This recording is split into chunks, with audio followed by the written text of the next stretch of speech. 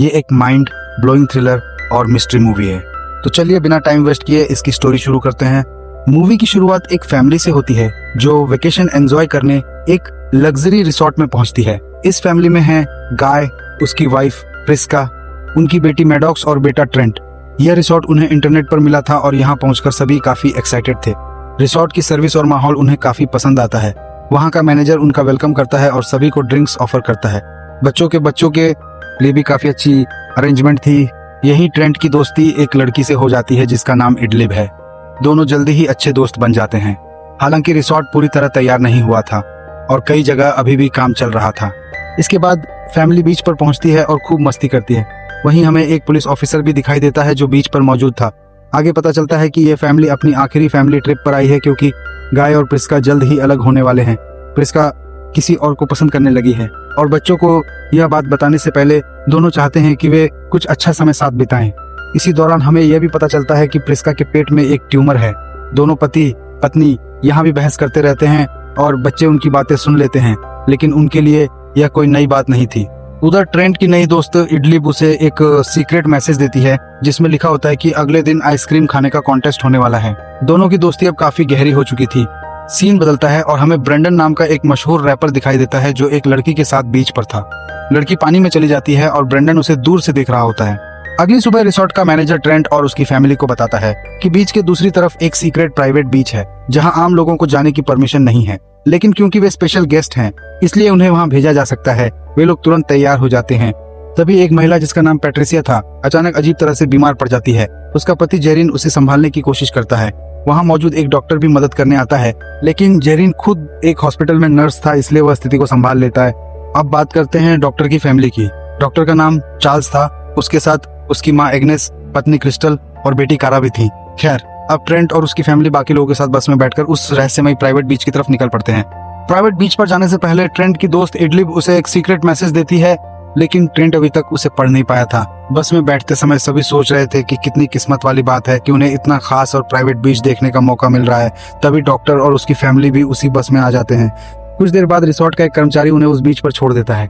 हैरानी की बात यह थी कि होटल वालों ने उनके लिए जरूरत से ज्यादा खाना भी भेजा था, जैसे उन्हें पहले से पता हो कि यहाँ उनकी लंबी पिकनिक होने वाली है। चट्टानों के बीच से गुजरकर सभी लोग बीच पर पहुंच जाते हैं। वहाँ रैपर ब्रेंडन पहले से मौजूद था।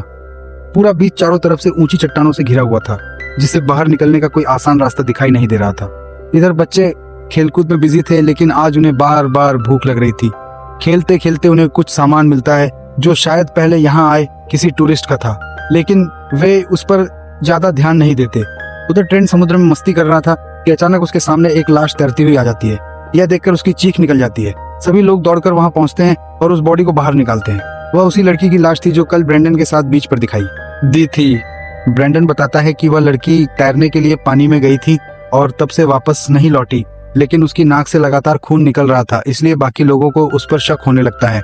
सभी पुलिस को कॉल करने की कोशिश करते हैं, लेकिन वहाँ कोई नेटवर्क ही नहीं था। तब वे फैसला करते हैं कि वापस रिसोर्ट चलते हैं। तभी वहाँ पैट्रिसिया और जेरिन भी पहुंच जाते हैं और लाश देखकर बुरी तरह घबरा जाते हैं। सब लोग कहते हैं कि जिस वैन से आए थे उसी से वापस चलते हैं, लेकिन पैट्रिसिया और जेरिन बताते हैं कि वो वैन तो काफी पहले वापस जा चुकी है। इसी बीच डॉक्टर की पत्नी क्रिस्टल भागते हुए आती है और कहती है कि उसकी माँ की तबीयत अचानक बहुत खराब हो गई है। डॉक्टर तुरंत अपनी माँ के पास जाता है। वहीं जेरिन अकेले रिसोर्ट लौटने की कोशिश करता है, लेकिन जैसे ही वो चट्टानों के बीच पहुंचता है उसे तेज चक्कर आने लगते हैं और वह बेहोश होकर गिर पड़ता है। जब उसकी आंख खुलती है तो वह फिर से बीच पर ही होता है। सबसे डरावनी बात यह थी कि उसकी उम्र अचानक बढ़ने लगी थी। उसके बाल तेजी से सफेद हो रहे थे। पैट्रिसिया उसे बताती है कि वो चट्टानों तक गया जरूर था, लेकिन कुछ ही सेकंड बाद बेहोश होकर वापस बाहर आ गया। जेरिन खुद समझ नहीं पा रहा था कि उसके साथ आखिर हो क्या रहा है। जेरिन खुद समझ नहीं पा रहा था कि सरोवर बाहर में। उधर डॉक्टर अपनी माँ से बात करके कुछ देर के लिए दूर जाता है, लेकिन जब वापस लौटता है तो उसकी माँ की मौत हो चुकी होती है। कुछ मिनट पहले तक जो बिल्कुल ठीक लग रही थी वो अचानक कैसे मर गई, यह किसी की समझ में नहीं आता। इसी दौरान ट्रेंट और मैडॉक्स भी कहीं गायब हो जाते हैं। उन्हें ढूंढते ढूंढते प्रिस्का एक जगह पहुंचती है और वहां जो देखती है उसे देखकर उसके होश उड़ जाते हैं। उसके सामने दो बड़े हो चुके लड़कियां खड़े थे। दरअसल वे ट्रेंट और मैडॉक्स ही थे। कुछ ही घंटों में दोनों कई साल बड़े हो चुके थे। प्रिस्का उन्हें पहचान तक नहीं पाती। दोनों बार बार कहते हैं कि हम आपके बच्चे हैं, लेकिन उनके माता पिता यकीन ही नहीं कर पा रहे थे। सबसे हैरानी की बात यह थी कि सिर्फ ट्रेंट और मैडॉक्स ही नहीं, डॉक्टर की बेटी कारा की उम्र भी तेजी से बढ़ चुकी थी। मौका देखकर ब्रेंडन वहां से भागने की कोशिश करता है और डॉक्टर उसके पीछे दौड़ पड़ता है, लेकिन चट्टानों तक पहुंचते ही उनके साथ भी वही अजीब घटना होने लगती है, जिससे अब साफ हो चुका था कि इस बीच पर कुछ बहुत ही खतरनाक और रहस्यमयी चल रहा है। जेरिन के साथ जो हुआ था अब वही डॉक्टर और रैपर के साथ भी होता है। दोनों चट्टानों की तरफ जाते हैं, बेहोश होकर गिर पड़ते हैं और अगले ही पल फिर बीच पर पहुंच जाते हैं। अब सभी लोग बुरी तरह घबरा जाते हैं, क्योंकि उन्हें समझ आ चुका था कि इस जगह पर कुछ बहुत ही अजीब हो रहा है। सभी मिलकर बीच से निकलने की कोशिश करते हैं, लेकिन हर बार वही होता है। जैसे ही वे बाहर जाने की कोशिश करते, कुछ देर बाद फिर खुद को बीच पर ही पाते। सबसे डराने वाली बात यह थी कि उनकी उम्र भी लगातार बढ़ रही थी। इसी बीच डॉक्टर गुस्से में आकर रैपर के चेहरे पर मुक्का मार देता है, लेकिन कुछ ही सेकंड में उसका घाव अपने आप भर जाता है। यह देखकर सभी के होश उड़ जाते हैं। रैपर सफाई देते हुए कहता है कि वह उस लड़की को जानता तक नहीं था। उसकी मुलाकात रिसोर्ट में हुई थी और वह पहले से ही बीमार थी। रैपर खुद भी किसी बीमारी से जूझ रहा था, इसलिए उसकी नाक से लगातार खून निकल रहा था। बातों बातों में सभी को एक और चौंकाने वाली बात पता चलती है। वहां मौजूद हर फैमिली का कोई न कोई सदस्य किसी बीमारी से पीड़ित था। प्रिस्का को ट्यूमर था, पैट्रिसिया को दौरे पड़ते थे, क्रिस्टल को कैल्शियम की कमी थी और डॉक्टर खुद एक मानसिक बीमारी से जूझ रहा था।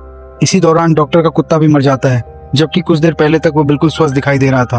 अब सभी को एहसास होने लगा था कि इस बीच पर जिंदगी सामान्य तरीके से नहीं चल रही। जेरिन कहता है कि अगर चट्टानों के रास्ते बाहर नहीं जा सकते तो शायद समुद्र के रास्ते निकलने की कोशिश करनी चाहिए, लेकिन वह भी काफी रिस्की था। तभी अचानक प्रिस्का बेहोश होकर गिर जाती है। उसका ट्यूमर अब बहुत बड़ा हो चुका था और अगर तुरंत कुछ नहीं किया गया तो उसकी जान जा सकती थी। उसे बचाने के लिए वहीं ऑपरेशन करने का फैसला लिया जाता है। डॉक्टर उसके पेट पर कट लगाता है, लेकिन घाव इतनी तेजी से भर रहा था कि ऑपरेशन करना लगभग नामुमकिन लग रहा था। तब बाकी लोग घाव को खुला रखने की कोशिश करते हैं और डॉक्टर किसी तरह ट्यूमर बाहर निकाल देता है। ट्यूमर का आकार देखकर सभी दंग रह जाते हैं। कुछ ही मिनटों में प्रिस्का का घाव भी पूरी तरह ठीक हो जाता है और थोड़ी देर बाद उसे होश आ जाता है। अब वह पहले से काफी बेहतर महसूस कर रही थी। तभी रैपर सभी को जल्दी से बुलाता है। वो लड़की जिसकी लाश उन्हें मिली थी अब सिर्फ एक कंकाल में बदल चुकी थी।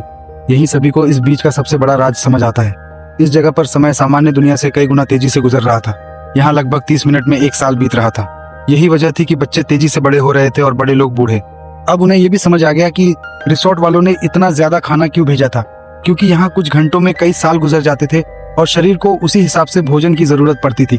स्थिति बेहद खतरनाक थी। अगर वे अगले 24 घंटे के अंदर यहाँ से नहीं निकले तो उनकी पूरी जिंदगी इसी बीच पर खत्म हो जाएगी।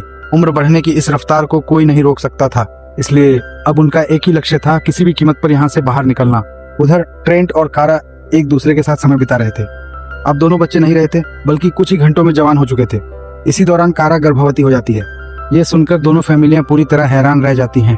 अभी कुछ घंटों पहले तक जो बच्चे थे वे अब खुद माता पिता बनने वाले थे।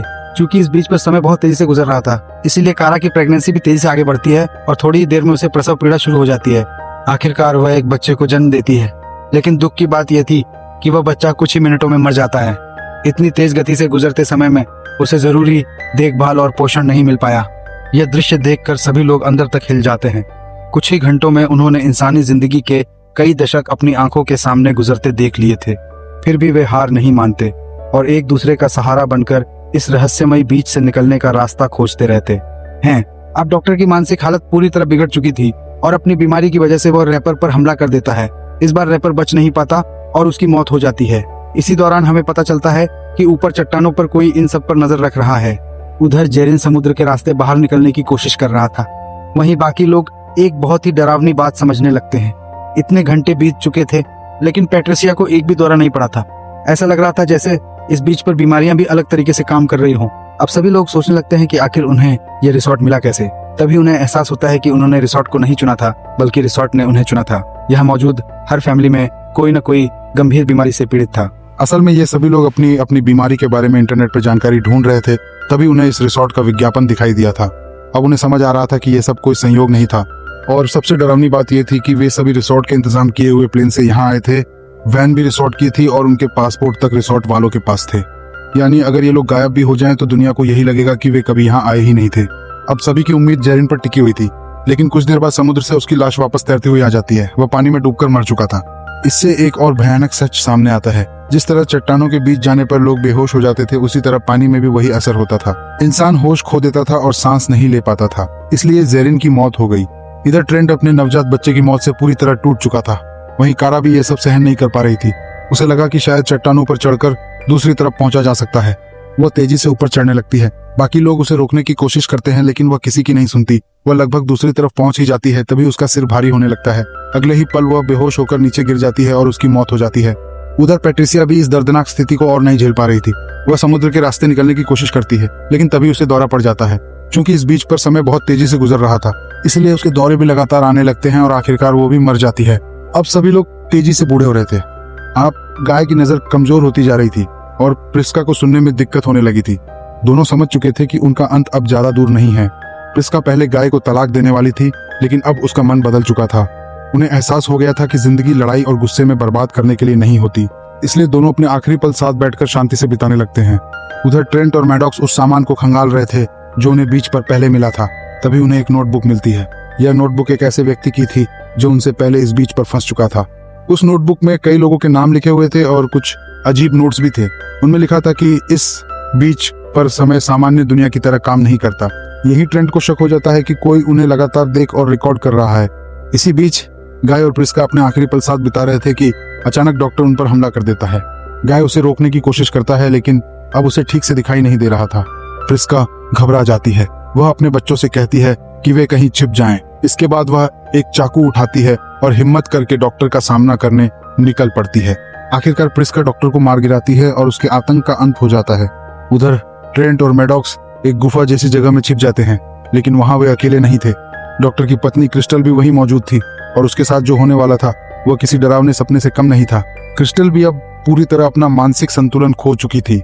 जैसे ही उसे ट्रेंट और मैडॉक्स दिखाई देते हैं, वह उन्हें मारने के लिए एक बड़ा पत्थर उठाती है लेकिन उसकी हड्डियां इतनी कमजोर हो चुकी थी कि वह ज्यादा देर तक उस पत्थर का वजन नहीं संभाल पाती।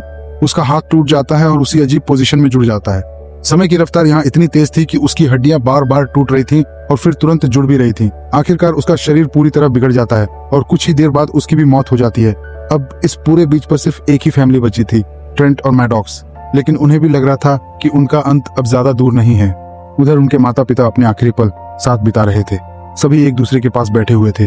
धीरे धीरे गाय की सांसें थम जाती हैं और वह दुनिया छोड़ देता है। कुछ ही देर बाद प्रिस्का भी उसकी गोद में दम तोड़ देती है। अब इस रहस्यमय बीच पर सिर्फ ट्रेंट और मैडॉक्स ही बचे थे। सुबह होते होते दोनों और भी ज्यादा बूढ़े हो चुके थे। उन्हें यकीन हो गया था कि अगर जल्द कोई रास्ता नहीं मिला तो वे भी मर जाएंगे। कल तक जो बच्चे थे, आज उनकी आधी जिंदगी गुजर चुकी थी। तभी ट्रेंट को अपनी दोस्त इडलिप का दिया हुआ वो सीक्रेट मैसेज याद आता है जिसे उसने कभी पढ़ा ही नहीं था। जैसे ही वो मैसेज खोलता है उसके होश उड़ जाते हैं। उस पर लिखा था, my uncle doesn't like the coral. Idlib के अंकल वही व्यक्ति थे जिन्होंने इन लोगों को इस बीच पर भेजा था। अचानक ट्रेंट को समझ आ जाता है कि इस मैसेज में शायद बाहर निकलने का सुराग छिपा है। मतलब इस बीच से निकलने का रास्ता कोरल रीफ के जरिए हो सकता है। दोनों भाई बहन बिना समय गंवाए समुद्र में मौजूद कोरल की तरफ बढ़ जाते हैं। वहां से निकलना बेहद मुश्किल था लेकिन उनके पास और कोई विकल्प भी नहीं था। उधर ऊपर से नजर रखने वाला रिसोर्ट का कर्मचारी काफी देर तक उनका इंतजार करता है। जब दोनों वापस नहीं आते तो वो मान लेता है कि वे भी बाकी लोगों की तरह मर चुके हैं। वो निश्चिंत होकर वापस रिसोर्ट लौट जाता है। अब कहानी का सबसे बड़ा राज खुलता है। असल में इस पूरे ऑपरेशन के पीछे एक मेडिकल कंपनी थी जो नई दवाइयों पर रिसर्च कर रही थी। जब भी कोई फैमिली रिसोर्ट में आती थी, उन्हें स्वागत के नाम पर जो कॉकटेल दी जाती थी वो असल में एक एक्सपेरिमेंटल दवाई होती थी। इसके बाद उन लोगों को इस खास बीच पर भेज दिया जाता था जहां समय बहुत तेजी से गुजरता था। यही कंपनी अपनी दवाइयों का टेस्ट करती थी। उदाहरण के लिए, अगर किसी मरीज को सामान्य दुनिया में 16 साल तक दवाई देनी पड़े तो इस बीच पर उसका रिजल्ट कुछ ही घंटों में मिल जाता था, यानी आधे घंटे में 1 साल का मेडिकल डेटा। इसी वजह से कंपनी दुनिया भर के बीमार लोगों को यहाँ बुलाती थी और उन पर गुप्त रूप से दवाइयों का परीक्षण करती थी। उनके लिए ये लोग इंसान नहीं बल्कि एक्सपेरिमेंट का हिस्सा थे। लेकिन अब उनका खेल खत्म होने वाला था। दरअसल ट्रेंट और मैडॉक्स मरे नहीं थे। वे कोरल रीफ के रास्ते बचकर निकलने में कामयाब हो गए थे। बीच से बाहर निकलते ही वे उसी पुलिस ऑफिसर के पास पहुंचते हैं जिसे हमने मूवी की शुरुआत में देखा था। दोनों उसे पूरी कहानी बताते हैं और वो नोटबुक भी दे देते हैं जिसमें पहले फंसे लोगों के नाम और जानकारी लिखी हुई थी। पुलिस ऑफिसर जांच शुरू करता है और जल्दी ही समझ जाता है कि इतने सारे लोगों का गायब होना कोई हादसा नहीं बल्कि एक बहुत बड़ा अपराध है। उधर रिसोर्ट वाले अपने अगले शिकार को फंसाने की तैयारी कर रहे थे, लेकिन तभी पुलिस वहां पहुंच जाती है। रिसोर्ट के कर्मचारियों और इस पूरे स्कैम से जुड़े लोगों को गिरफ्तार कर लिया जाता है। अब ये खतरनाक एक्सपेरिमेंट हमेशा के लिए बंद होने वाला था। आखिर में ट्रेंट और मैडॉक्स हेलीकॉप्टर में बैठकर वहां से निकल जाते हैं और पहली बार सच में आजाद हो जाते हैं। और इसी के साथ ओल्ड 2021 की कहानी खत्म होती है। अगर आपको ये मूवी एक्सप्लेनेशन पसंद आया हो तो वीडियो को लाइक जरूर करना और ऐसे ही मूवी एक्सप्लेनेशन देखने के लिए चैनल को सब्सक्राइब करना मत भूलना। मिलते हैं अगली वीडियो में, तब तक के लिए बाय बाय।